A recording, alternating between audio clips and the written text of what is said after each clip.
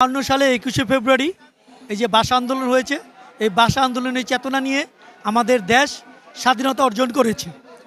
এই ভাষা আন্দোলন আমাদের একটা স্পিরিট, আমাদের একটা চেতনা। আজকে এই শহীদ মিনারে ফুল দিতে সর্বস্তরের জনসাধারণ এখানে এসেছে। দেখুন, গত বছর আমরাও এসেছিলাম, কিন্তু এই যে আওয়ামী লীগ সরকার ফুল দিতে আমরা লাইনে দাঁড়িয়ে থাকতাম, তারা সিরিয়াল ছাড়া এসে ফুল দিত। তারা আমাদের অধিকারকেও বঞ্চিত করেছিল, একটা বৈষম্য সৃষ্টি করেছিল।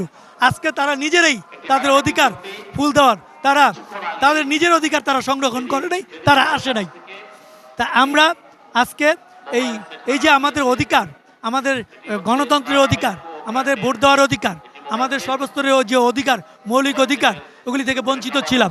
কার মাধ্যমে? ভারতের এই চিন্তা চেতনা। ভারত এই দেশকে তারা চিন্তা করেছে যে কোনো দেশকে যদি ফিজিক্যালি শাসন করতে না পারো, তাহলে তোমরা তাদের ঐতিহ্য কালচারকে ধ্বংস করলে তারা অটোমেটিকলি তাদের স্বার্থকে সংরক্ষণ করবে। তারা কি করেছে?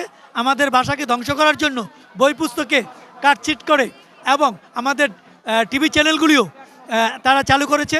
ছোট বাচ্চারা শিবা দেখতো, রুদ্রা দেখতো, তারা হিন্দি শিখতো। বাংলা টিভি চ্যানেলে এরকম মানসম্মত কোনো ছিল না, কার্টুন ছিল না। কারণ ভারতের চ্যানেলগুলির মধ্যেই আমাদের দেশের লোকেরা অ্যাড দিত, ওই চ্যানেলগুলি চালু থাকতো। এখন আমরা এই ভারতীয় চ্যানেল বর্জন করতে হবে, বাংলাদেশে বাংলা চ্যানেলগুলি দেখতে হবে। বই পুস্তকগুলোতে বাংলা এবং আমাদের যে মাতৃভাষা, একাত্তরের স্বাধীনতা, এগুলি ইতিহাস তুলে ধরতে হবে।